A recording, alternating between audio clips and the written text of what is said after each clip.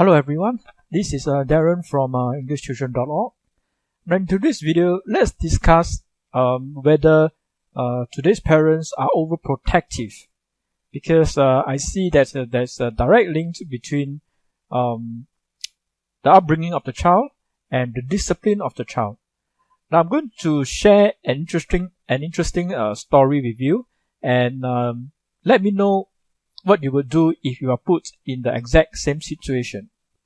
Okay, now a few years ago, when even before I joined MOE, I started out, giving private tuition. So this parent hired me to teach his primary 6 child. So at that time, the child was already going to take his PSLE, and the intention was to carry out the tuition and right through to his secondary school days.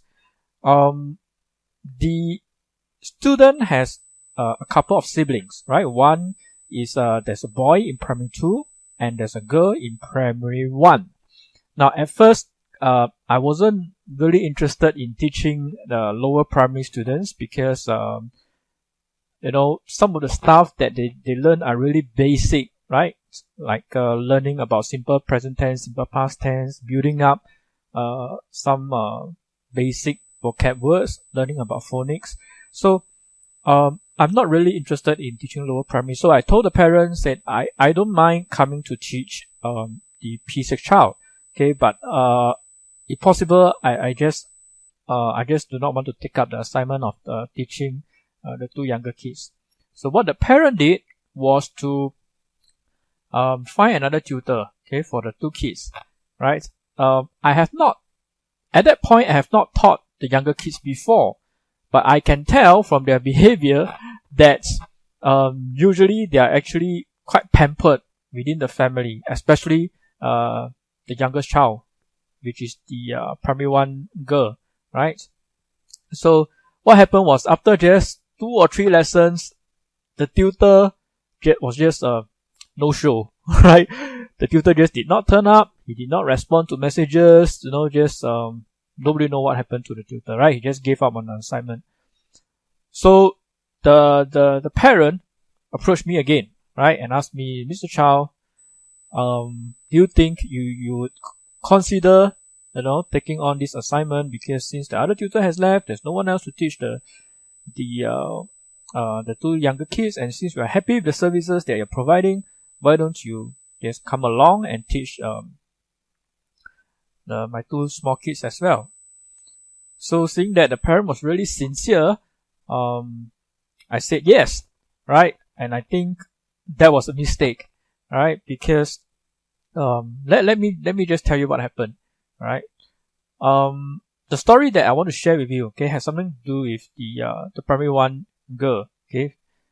Now, being a girl is already difficult to teach in itself, because for boys, sometimes I can still raise my voice at them, you're naughty, I can still scold them, and usually they will be a bit grumpy or moody for some time, but then after a little while, they will be alright, But girls, if I raise my voice at them and if they start to cry, I wouldn't know what to do, right? Because I'm just not used to dealing with mood swings and stuff, right? So this particular girl, she's very cute, right? And very bubbly, okay? So the first few lessons that I had with her, okay, I tried to make the lesson more interesting, right? By introducing some composition writing techniques using drawings. I know little children likes to draw.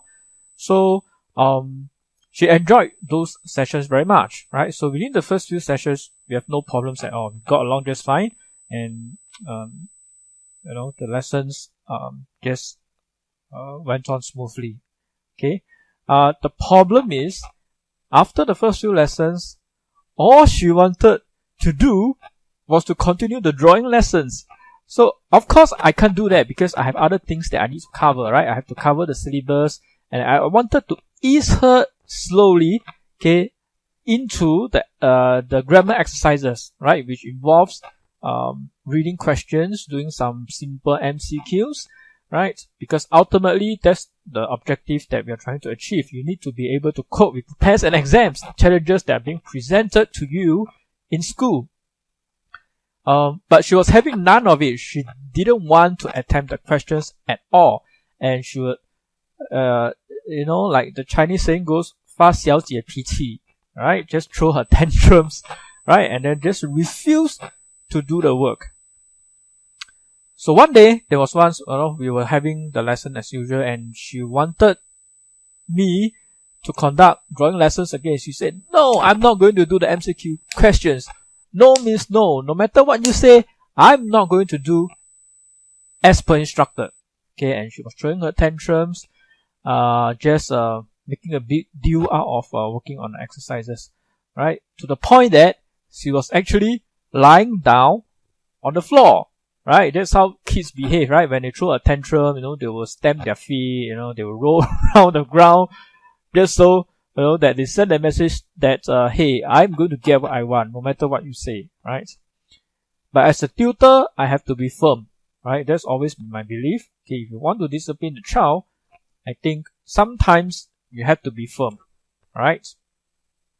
And I did not give in. No matter how much she cried, how much she rolled on the floor, I did not give in. I did not say, okay, don't cry, just, we will do whatever you want, we will do the drawing or whatever. Because if I do that, I'm going to have even more problems later on, because she is never going to listen to my instructions again, because she knows she can get away with what she wants. Okay, so I had to be firm. So I told her, no means no. You either get up and do the exercises, sit down properly and do the exercises, or you continue to misbehave or whatever you're doing, and I will just give the negative feedback to your parents. And that's when the father came back from work. Alright, the father came in, saw that the child was on the floor, right, and she's not seated at the table attending the lesson, right?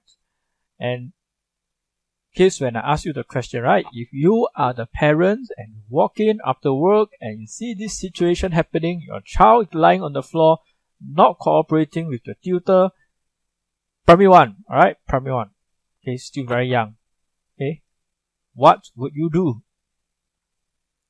Think about it, alright?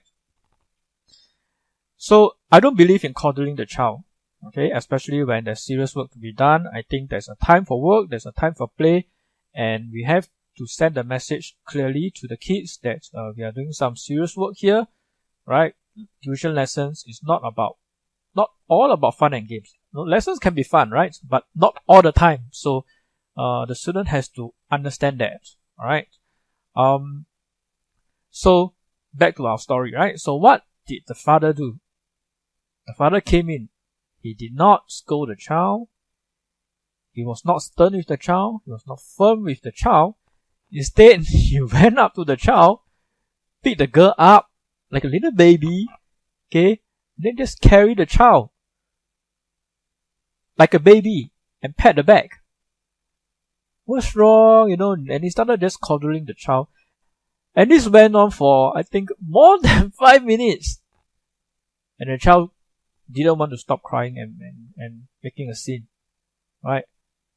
So, from the standpoint of a third party, right, I feel the child is very spoiled. But sometimes it's very difficult, okay, to bring that point across the parent and say, this is the perfect opportunity to teach the child about discipline, right?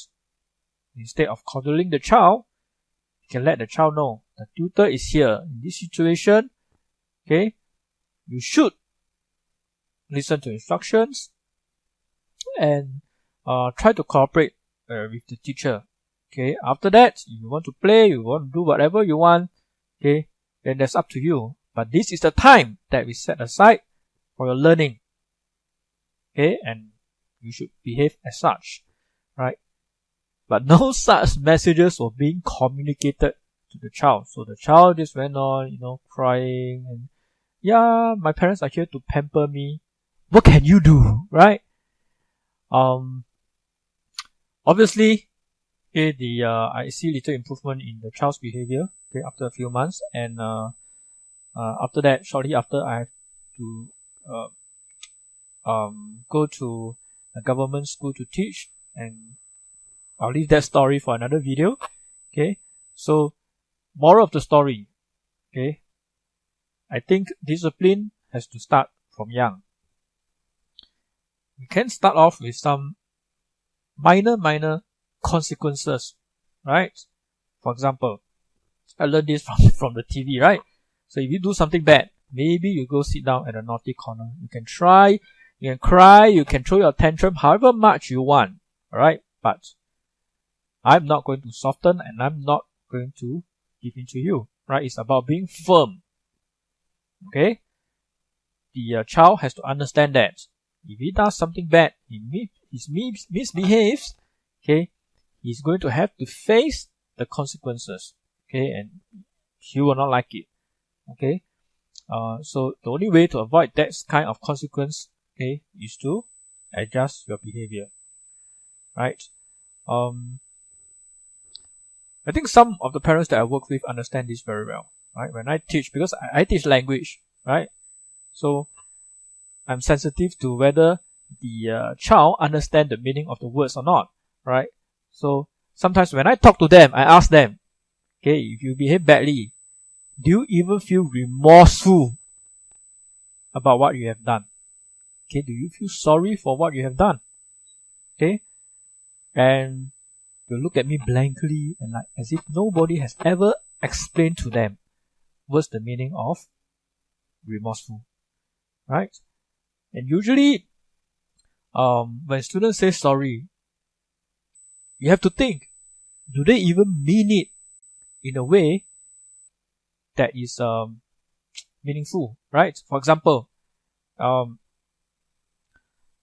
they come late for lessons, and straight away, before you can say anything, okay, I'm sorry. What is the student really saying? He's not really apologizing, right? The student is barely, trying to shut you up. Okay, he's saying, don't ask me why I'm late. I've had a bad day, the MRT broke down, or for whatever reason.